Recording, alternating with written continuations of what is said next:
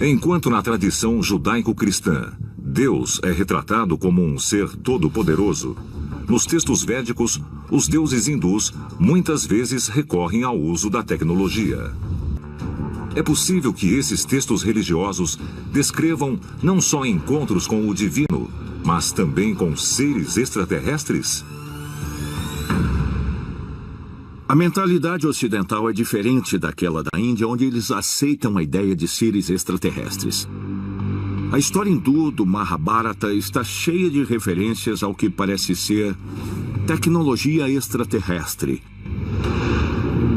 Você tem veículos voadores, você tem armas ativas pela voz. Você tem destruições de civilizações pelo que parece ser detonação nuclear. No Mahabharata, eles escrevem que outrora cidades gigantes cercavam a Terra. Eles não tinham uma palavra para a nave espacial na época, eles diziam cidades. E deixavam claro que essas cidades ficavam no firmamento, não no céu. E pequenos veículos desciam dessas cidades no firmamento. Os antigos indianos chamavam esses veículos de vimanas. E dos vimanas, os professores saíam. Sem dúvida, nós éramos visitados por extraterrestres.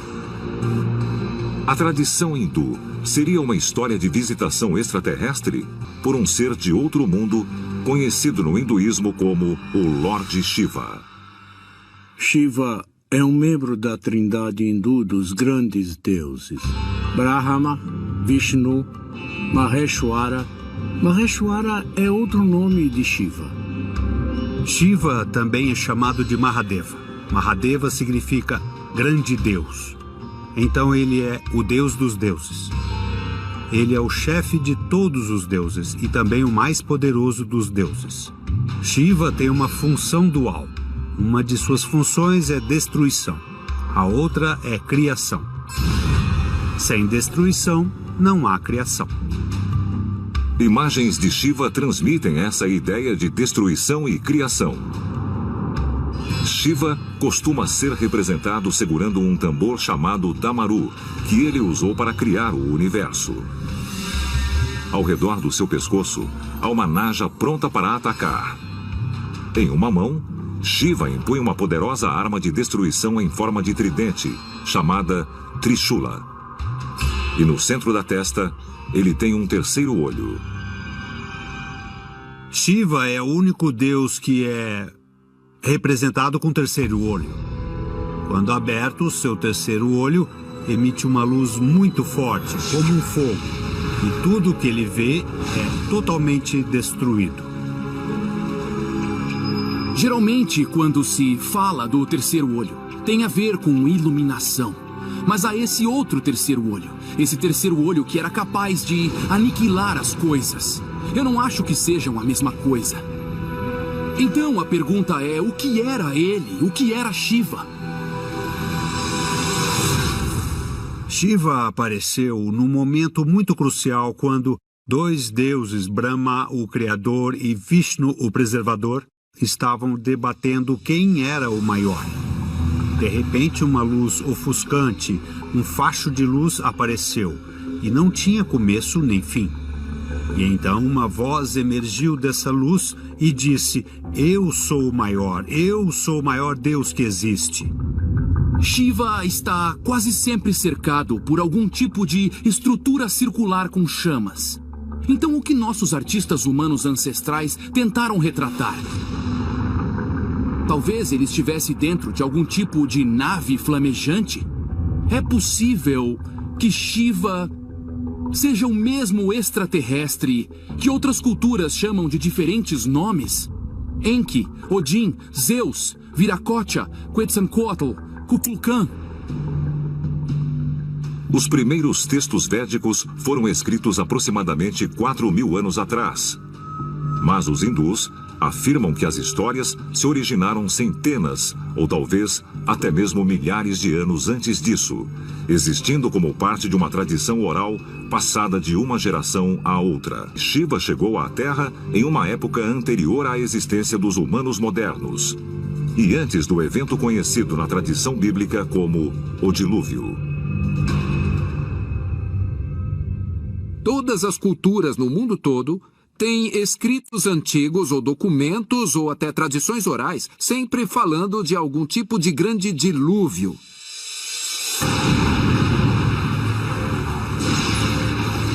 Que teve um imenso efeito catastrófico e varreu quase toda a vida na Terra num único dia. O que eu acho interessante nisso é que Shiva é o deus da destruição. Na tradição hindu, você tem que ter destruição para ter criação. Não haveria uma conexão aqui?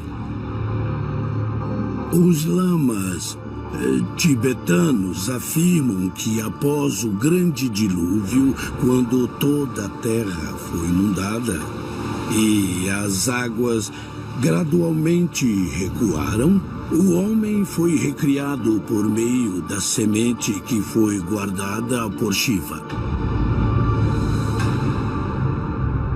É possível que Shiva tenha sido um visitante extraterrestre responsável pela criação e a destruição de uma raça mais primitiva de terráqueos?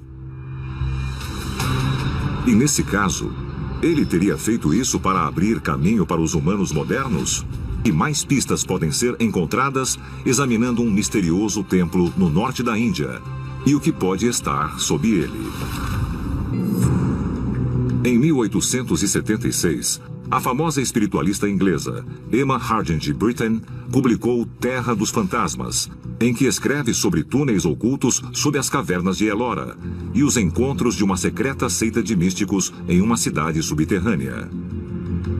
Britten diz que contatou espiritualmente uma misteriosa figura chamada Cavalier Louis, que testemunhou a sociedade clandestina. Cavalier Louis disse que foi levado para o templo de Ellora, onde foi conduzido por uma passagem secreta até uma câmara subterrânea. Essa câmara subterrânea se abria para um imenso anfiteatro e havia magníficos tronos metálicos que eram carregados com potentes baterias galvânicas que se elevavam no ar. E sentadas nesses tronos haviam 7 misteriosas figuras encapuzadas. Mas a mais interessante era a que estava no centro, que falava, mas nem sempre estava presente. Seu corpo sumia e surgia do espaço e tempo físicos.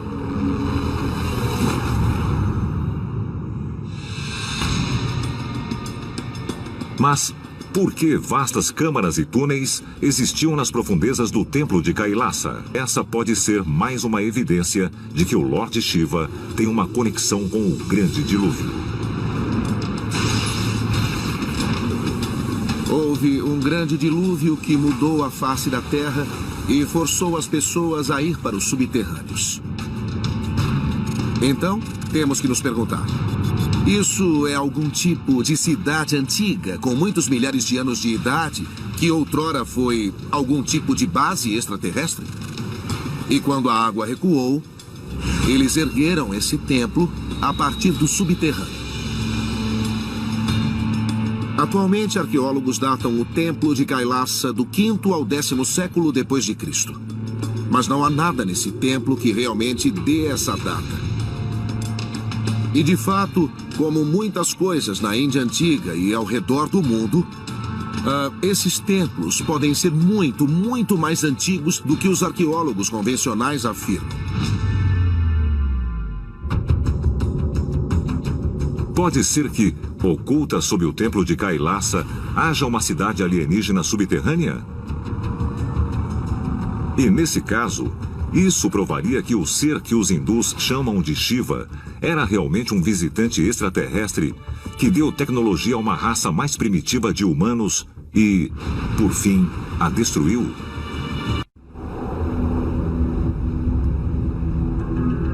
5 de agosto de 1927.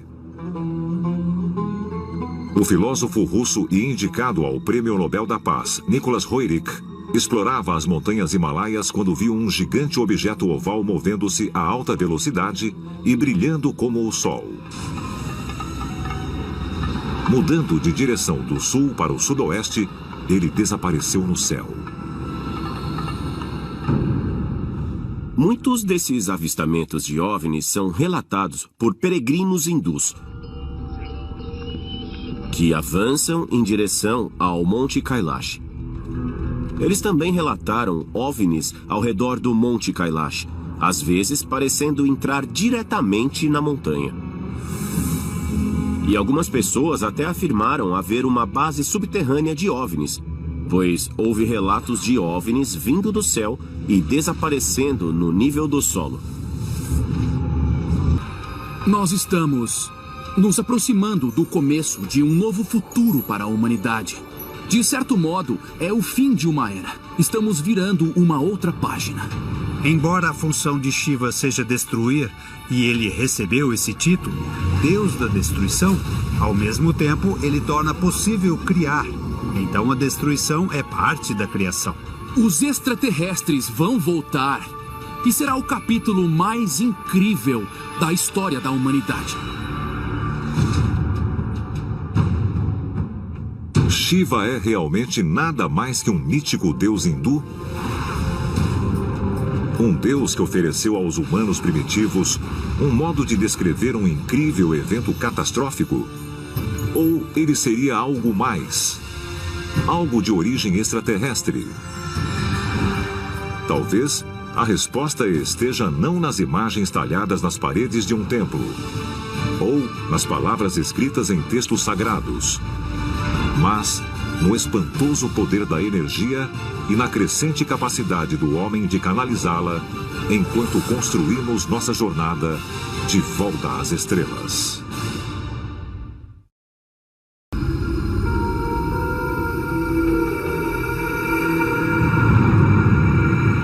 Deserto de Jornada del Muerto, Novo México, 16 de julho de 1945. No meio do árido campo de testes de armas e bombas de Álamo Gordo, os cientistas detonaram a primeira arma nuclear feita pelo homem.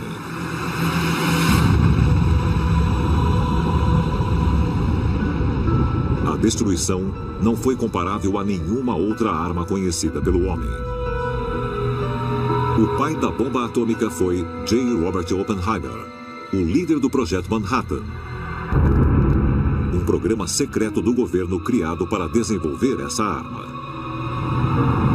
Quando Oppenheimer viu o teste nuclear bem sucedido e percebeu que arma terrível ele estava lançando, ele citou o Bhagavad Gita: "Eu me tornei a morte, a destruidora de mundos."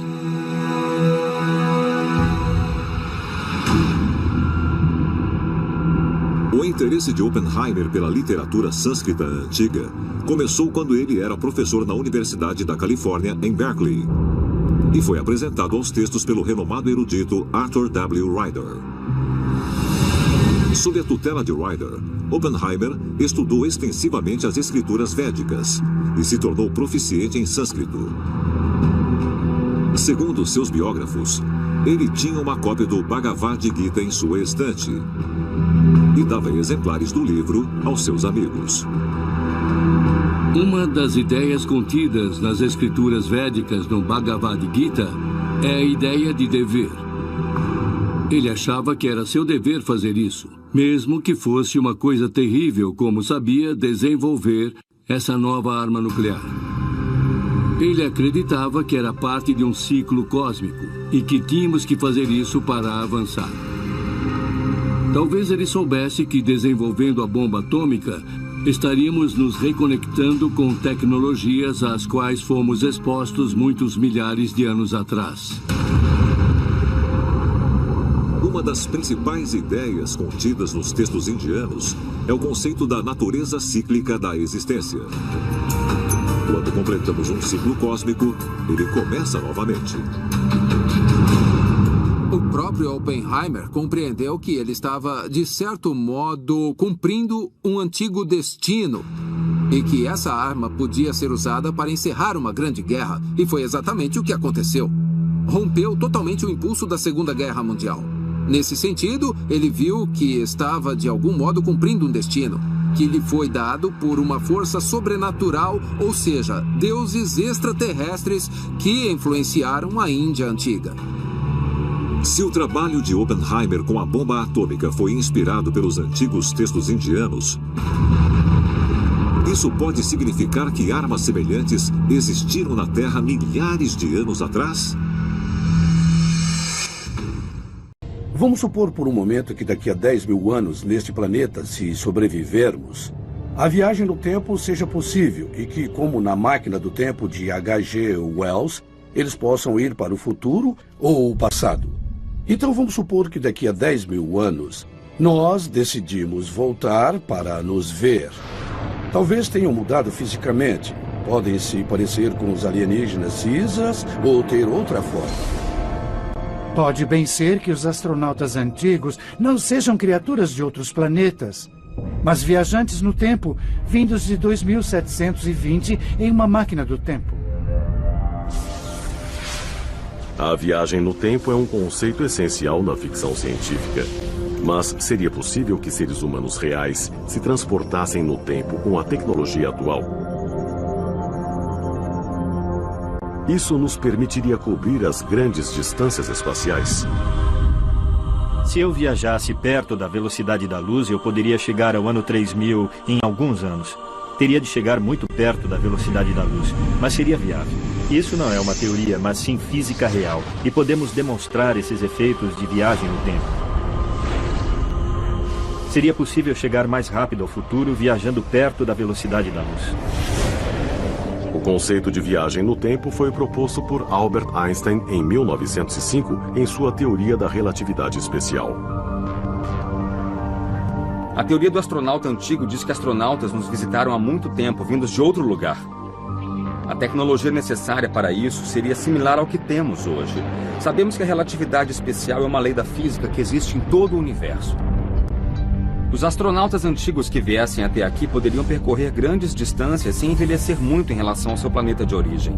Pois ao viajar perto da velocidade da luz, o tempo irá ficando cada vez mais lento, o bastante para quando voltar centenas, milhares ou milhões de anos terem passado.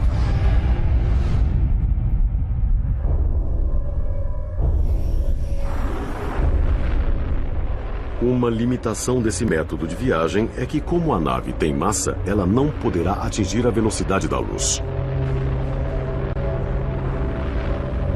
A redução de velocidade resultante irá aumentar em muito o tempo necessário para cruzar o universo. Existem muitas teorias sobre como os extraterrestres chegaram aqui. Como seu sistema de propulsão os trouxe ao planeta Terra. Com certeza, eles não vieram aqui do modo em que nós vamos ao espaço. Eles não chegariam aqui. Encontraram outras formas, ou desenvolveram uma nova forma de propulsão, ou conseguiram viajar através dos buracos de minhoca no universo, como eu creio. Isso os colocaria instantaneamente aqui. A ideia dos buracos de minhoca foi proposta em 1935 por Albert Einstein e seu colega Nathan Rosen. Eles começaram a explorar a possibilidade de que o espaço e o tempo pudessem se curvar e criar um atalho para a viagem no tempo. Os buracos de minhoca não foram detectados. Eles são uma estrutura postulada no espaço. E pegar uma folha de papel, dobrá-la na metade e então conectar essas duas partes que acabaram se formando. Pensamos que um buraco de minhoca é alguma coisa assim. O espaço é entortado e há uma conexão entre duas partes diferentes do espaço. Temos previsões e teorias sobre eles, mas ainda não os encontramos. Não viajaríamos mais rápido que a velocidade da luz, só pegaríamos um atalho. Não é preciso ir na velocidade da luz e viajar por anos-luz até algum lugar. Literalmente, passamos por um buraco de minhoca e pelo hiperespaço e pronto, chegamos lá. Se houver um buraco de minhoca no espaço, ele pode, em princípio, ser uma máquina do tempo.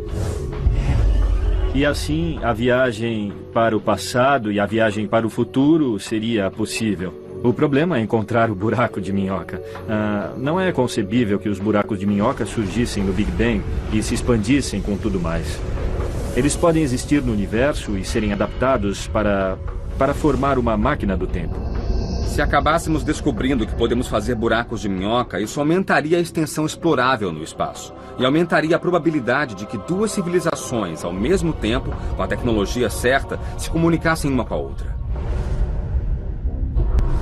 Embora seja teoricamente possível, a viagem por buracos de minhoca ou na velocidade da luz ainda é impossível para nós.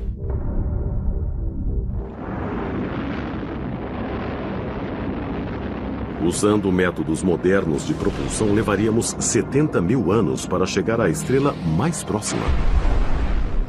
Nossos foguetes mais rápidos são muito lentos e insignificantes. Estamos falando sobre 1/100º da velocidade da luz, com sorte. Qualquer objeto que lançarmos para fora do sistema solar levará milhares de anos para chegar à estrela mais próxima.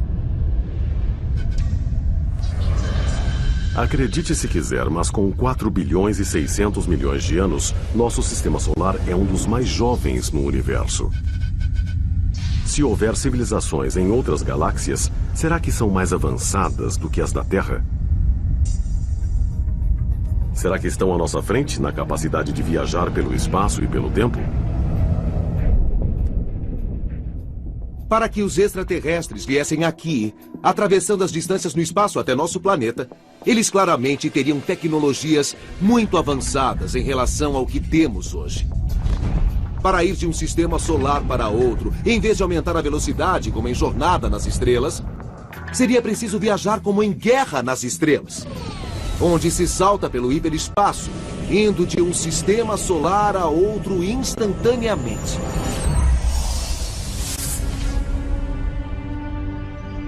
Só porque nós não podemos viajar de uma estrela para outra, isso não quer dizer que outra sociedade mais avançada também não possa. Eu acho que somos muito arrogantes ao dizer, como não podemos fazer isso, outra civilização mais avançada também não pode. Então, sabe, temos que parar de nos considerar como o auge da criação, porque não somos. Seres celestiais. Visitantes dos céus. Divindades que desceram do paraíso para interagir com os homens. Essas histórias poderiam ser a base para a crença dominante de que algo maior do que nós mesmos, além de nosso mundo, criou o universo que conhecemos. Há muitos que acreditam que os visitantes extraterrestres podem ter fornecido inspirações intelectuais para homens como Albert Einstein, cujas teorias sobre a relatividade abriram portas para a possibilidade de viagens futuras através do espaço e do tempo. J. Robert Oppenheimer, cujas pesquisas no campo da física teórica resultaram no desenvolvimento de armas nucleares. Wernher von Braun, cujas inovações na tecnologia avançada de foguetes culminaram no programa espacial atual. Quando olhamos para as vidas e motivações como as de Wernher von Braun e o porquê de ele querer levar a humanidade para o espaço, somos confrontados com o fato de que ele estava absolutamente convencido de que já havíamos ido para lá ou uma antiga civilização teria vindo de lá para a Terra. Essas pessoas eram motivadas e especificamente queriam nos levar ao espaço, porque de alguma forma encontrariam algo que mudaria completamente o planeta Terra. Então, há também Nikola Tesla, cujos experimentos com eletricidade levaram à tecnologia de satélites, robótica e ao que alguns chamam de raio da morte. Mas o raio da morte, disse Tesla, poderia eliminar um exército de 100 mil homens de uma vez e derreter o motor de uma aeronave a 400 quilômetros de distância. Quando o FBI investigou o assassinato de Tesla, encontrou documentos de que o raio da morte estava em desenvolvimento na base da Força Aérea Wright-Patterson em 1943. Base da Força Aérea Wright-Patterson em 1943? Para onde o disco voador de Roswell foi levado? Base da Força Aérea Wright-Patterson. Então há uma conexão com aquela arma. Poderiam as conquistas científicas de Tesla terem sido influenciadas por alguma inteligência alienígena? Será que outros gênios humanos através dos tempos serviram como canais, permitindo que os extraterrestres aprimorassem extraordinariamente nossa tecnologia? Se a resposta for sim, então, para o que estamos sendo preparados? Pode haver uma conexão entre a inteligência da humanidade, avanços científicos e os chamados desastres naturais que ameaçam varrer populações inteiras da face da Terra. Nós possuímos uma riqueza incrível de informações sobre a antiguidade preservada em pedra, o que nos leva a acreditar que os antigos ancestrais dos humanos modernos não nasceram simplesmente na Terra. Eles vieram de outro lugar. Mas se os extraterrestres chegaram aqui em um passado distante, quem eram eles? E por que vieram para cá? Em 1849, o arqueólogo britânico Austin Henry Layard descobriu 22 mil tabletes de argila na antiga cidade suméria de Nínive, área conhecida hoje como Iraque. Os tabletes contêm caracteres cuneiformes, tidos como o primeiro sistema de escrita criado pelos sumérios 6.000 anos atrás. O autor, Zacarias Sitchin, passou mais de 30 anos traduzindo os tabletes sumérios de argila. Em seu livro de 1976, O 12º Planeta, Sitchin descreve uma raça alienígena chamada Anunnaki, que veio para a Terra de um planeta não descoberto no nosso sistema solar após Netuno, chamado Nibiru.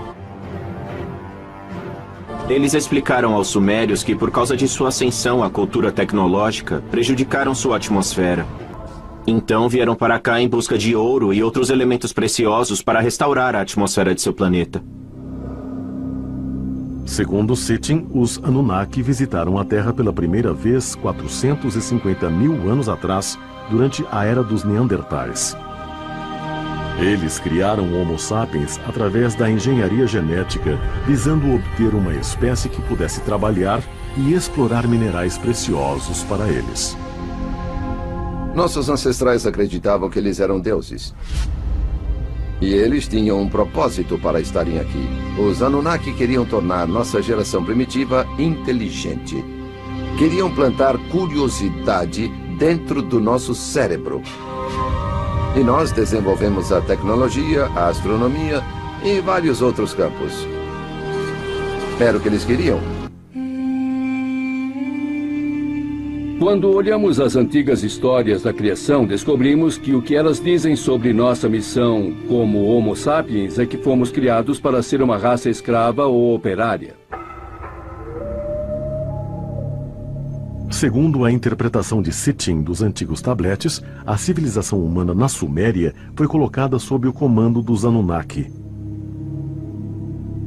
E para disfarçar a manipulação alienígena, reis humanos foram criados para servir de intermediários entre os humanos e os chamados deuses. Então, por volta de 3000 a.C., os humanos começaram a construir monumentos de pedra, como Stonehenge e as pirâmides do Egito. Para a maioria dos historiadores, a habilidade física e o conhecimento para erigir tais estruturas megalíticas foram erguidos por humanos com a ajuda da tecnologia alienígena. E o que os antigos textos dizem sobre a Suméria? Que nada disso teria sido possível sem a ajuda dos deuses, ou, no caso deles, os Anunnaki, que significa aqueles que dos céus vieram. Muitas culturas tiveram uma época em que interagiram com seus deuses encarnados. Então quem eram esses deuses? Na minha opinião, eles eram extraterrestres avançados que trouxeram a tecnologia para construir os monumentos que vemos em Gizé ou através da Bolívia, Peru e América do Sul. As interpretações de Sitchin dos tabletes sumérios também revelam que os antigos astronautas Anunnaki realizaram experimentos de reprodução para aperfeiçoar a raça de operários.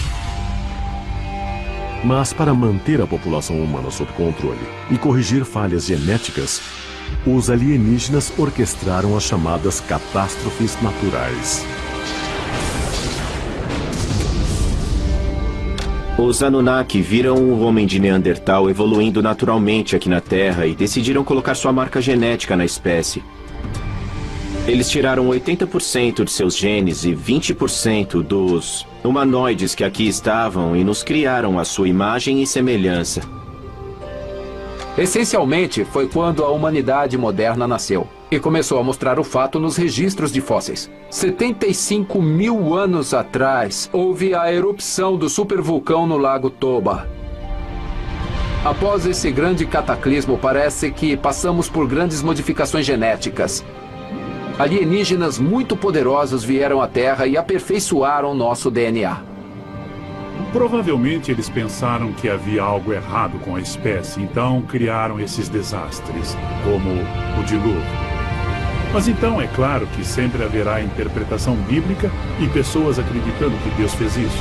Bem, Deus pode ter sido um extraterrestre que criou os desastres de alguma forma. E é bem provável e também verossímil que para erradicar uma espécie, eles então alteraram geneticamente e alguma coisa deu errado. Então precisaram se livrar de todos e começar tudo de novo.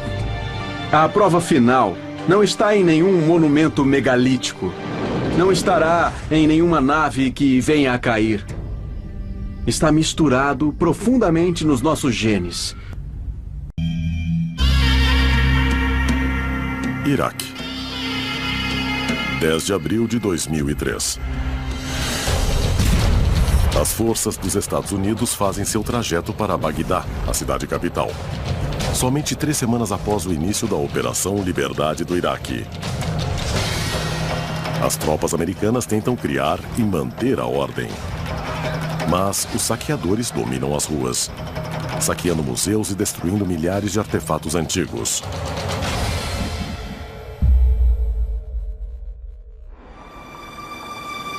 Os saqueadores invadiram o Museu Nacional e roubaram todos os tipos de artefatos, incluindo instrumentos musicais e tabuletas cuneiformes que contavam a história da antiga Suméria, há mais de 6.000 anos ou muito mais. As genealogias e histórias dos deuses estavam lá e tinham histórias do dilúvio. Mas agora, muitos desses textos estão desaparecidos. Agora não se trata só de pessoas nas ruas quebrando uma janela e levando um artefato. Tinha pessoas usando as peças na orelha. Foi um evento muito coordenado. Eles invadiram portas duplamente fechadas, roubaram instrumentos, joias e todos os tipos de artefatos que datam de milhares de anos. Todo o passado que nos leva à nossa civilização. Mas por que os militantes destruíram esses objetos preciosos do mundo antigo? Isso realmente foi só uma consequência da guerra? Ou foi uma tentativa deliberada de destruir o conhecimento proibido do passado? Talvez essas respostas possam ser achadas observando mais atentamente nas histórias antigas de uma grande inundação.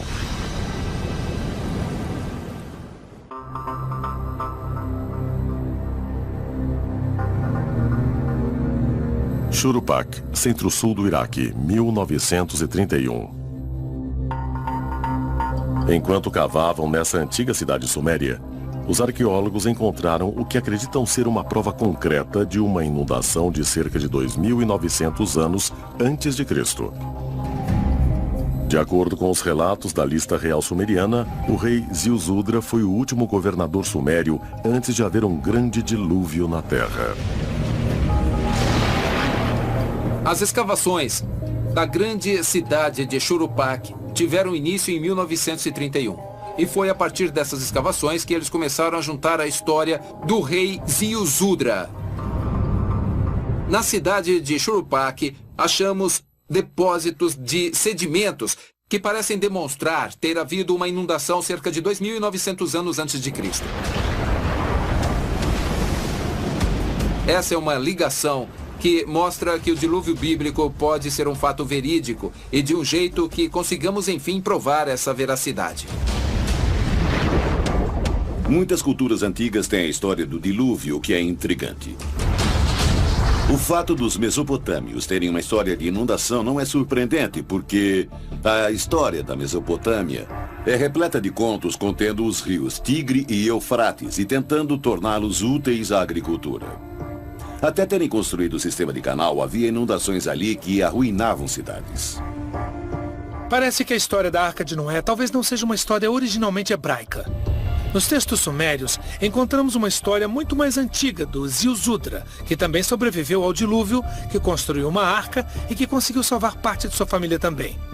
Isso é só uma coincidência ou isso sugere que, na verdade, o conto bíblico foi baseado na história suméria original?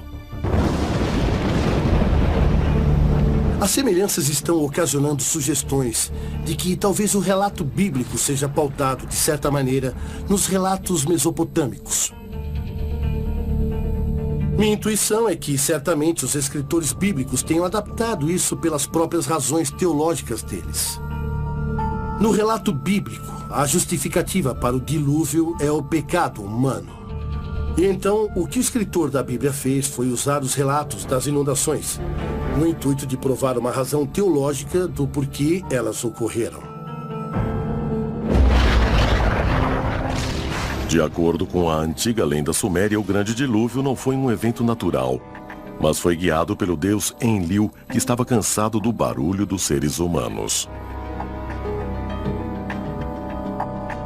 Dos Anunnaki que vieram à Terra, essencialmente tiveram dois líderes. Enlil, que estava na lei, ele era o filho legítimo de Anu, o rei do planeta Nibiru, e seu meio-irmão Enki, que na verdade era o primogênito. Eles estavam no comando da Terra. A procriação estava fora de controle. Enlil ficou furioso e decidiu que ia exterminar todos os seres humanos, criando o que hoje conhecemos como Dilúvio de Noé. Enlil pensou que os seres humanos deviam ser liquidados. Eles eram problemáticos demais. E Enki, como Prometeu dos gregos, ficou ao lado dos humanos e disse não. Eles devem ser preservados. Conta a lenda que Enki alertou o rei Ziusudra que construísse um barco para que ele ficasse salvo de um grande dilúvio. Assim como Noé foi instruído a construir uma arca nas histórias da Bíblia hebraica. Essas duas histórias podem ter as suas origens em fatos históricos? Em Ur e em outras cidades temos provas de inundações, de imensas inundações. Algumas pessoas estão associando isso à história do dilúvio de Noé e a histórias de inundações em outras culturas.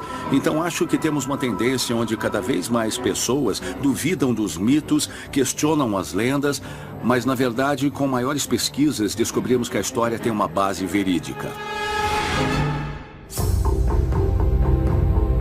Será que as semelhanças desses dois contos podem ser atribuídas a uma simples coincidência? Ou será que a história de Noé pode ser baseada na história de um deus Anunnaki que estava aborrecido? Um deus que estava determinado a aniquilar as criaturas mestiças que habitavam a Terra. Enki, o deus Anunnaki, disse para o rei sumério Ziusudra: o que haveria ali, um dilúvio, o mesmo dilúvio da Bíblia, é que ele precisava fazer uma arca. Diríamos hoje um barco para escapar disso. No entanto, é bem possível que o barco que ele fez para escapar desse dilúvio era, na verdade, uma nave espacial. E que ele foi para o espaço, na intenção de sair desse dilúvio, e que ficou em órbita ao redor do nosso planeta. Se tem uma coisa que une as culturas antigas do mundo todo é que praticamente todas essas histórias têm mitologia sobre inundações fazendo parte delas. Dilúvios, grandes inundações, cobrindo o planeta inteiro, exterminando todos os tipos de pessoas. Na maioria das culturas, isso é colocado como obra dos deuses ou de um deus descontente com a humanidade. Agora, é claro que, atualmente, muitas pessoas aplicam isso a um contexto de ufologia. Outras inserem em um contexto religioso. Mas muitos pesquisadores veem os relatos e histórias bíblicas como sendo baseados na realidade, mas com origens extraterrestres. Tanto a Bíblia como especificamente os relatos dos sumérios antigos deixam claro que o dilúvio foi algo que os deuses criaram. Que os deuses fizeram essa inundação ocorrer. Então vemos que os relatos antigos são basicamente uma interação entre os Anunnaki por um lado, com os nossos antepassados por outro. Os Anunnaki garantiram que nós, como espécie, sobreviveríamos, porque alguns dos Anunnaki tinham a intenção de acabar com tudo nesse planeta. É possível que os Anunnaki tenham sido os responsáveis por causar o que é chamado o Grande Dilúvio? E que essa inundação destruiu praticamente todas as provas do tempo dos Anunnaki na Terra? Talvez a resposta possa ser encontrada não aqui na Terra, mas em outro planeta, a mais de 55 milhões de quilômetros de distância.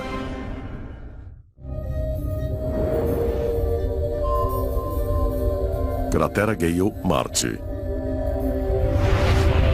6 de agosto de 2012. O Curiosity sonda a superfície de Marte para avaliar a situação do planeta para a exploração humana. O rover, de 1 tonelada, vai em busca de sinais de água na superfície, um elemento essencial para a manutenção da vida. Acho que uma das coisas fascinantes do ponto de vista da biologia é que Marte, por um período de sua história, foi bastante semelhante à Terra, onde a vida pôde começar a evoluir.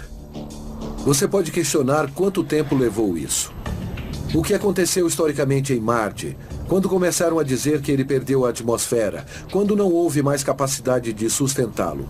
E podemos aprender muito sobre os processos da Terra que foram bem-sucedidos, porque eu acho que, comparando até que ponto a vida chegou em Marte, onde houve falha nisso? Mas é possível que a missão da sonda Curiosity pode revelar também evidências de que os seres misteriosos conhecidos como os Anunnaki também habitaram em Marte uma vez? Zecharia Sitchin teorizou que os Anunnaki estavam vindo desse planeta Nibiru e que Marte era tipo uma estação de passagem. E quando eles vinham de Nibiru, iam para Marte e depois para a Terra.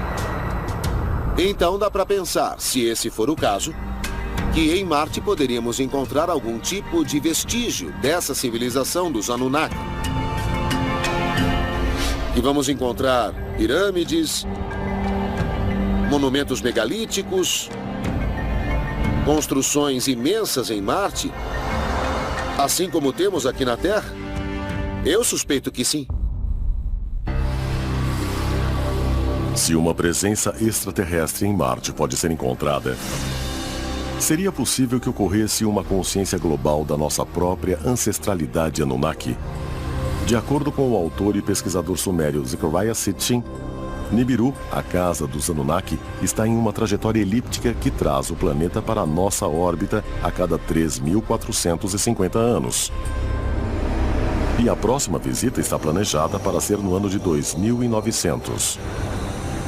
Zecharia escreveu o livro O Fim dos Dias sobre algumas das profecias do retorno. Da próxima vez que Nibiru chegar perto, deverá ter uma outra aparição dos Anunnaki. Alguns dos Anunnaki podem ficar muito entusiasmados e felizes de ver o que se desenvolveu e no que nos tornamos. Alguns podem ficar chateados por termos ido longe demais. Talvez tenhamos ultrapassado os limites. Os Anunnaki podem nos julgar. E isso poderia ser bom ou poderia ser ruim. Os antigos egípcios falaram de Tuat, que era a travessia entre esse e outro mundo. E Nibiru era o equivalente sumério disso. Ele é um reino que existe tanto nesse espaço, mas também em outro lugar. Isso é como uma ponte, um território, no qual os seres humanos podem sair em vida daqui da Terra e irem para o reino dos deuses. Segundo a interpretação dos textos sumérios de Sitchin, Nibiru também desempenhou um papel importante na criação cataclísmica da Terra e no cinturão de asteroides entre Marte e Júpiter. Se for verdade, será que uma mudança parecida estará guardada na próxima vez que entrarmos em contato com os Anunnaki? Reuniões de humanos com os Anunnaki, sempre que ocorrem, na maioria das vezes resulta na mesma coisa, a estimulação da evolução humana. Os Anunnaki entraram na consciência e cultura humana, trazendo sabedoria, conhecimento e muitas vezes a tecnologia.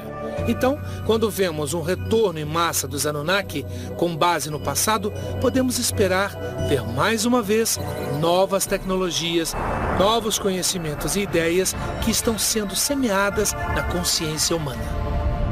Quando observamos a história dos Anunnaki e do seu envolvimento na cultura suméria, precisamos compreender que potencialmente esse é um legado de informações. É para olharmos os registros da humanidade e interpretarmos de onde realmente nós viemos. Existe um denominador comum em todas essas histórias sobre extraterrestres nos visitando em um passado distante, que é a promessa do retorno deles. Como podemos nos preparar para o retorno desses extraterrestres no futuro? É muito simples. Aceitar a ideia de que não estamos sozinhos no universo é a primeira coisa. E a segunda é que eles estiveram aqui no passado, vão voltar no futuro e, ei, tá tudo bem. É possível que a raça humana foi iniciada, ou que talvez até tenha sido geneticamente criada por seres extraterrestres em um passado remoto. Essa pode ser de fato a peça que faltava na teoria da evolução humana de Darwin? E será que a noção de uma presença extraterrestre na Terra também ajuda a conciliar o suposto conflito entre a ciência e a religião? Talvez uma noção profunda tenha sido a razão para os museus no Iraque terem sido invadidos e saqueados. Porque a verdade pode ser muito perturbadora para ser contemplada.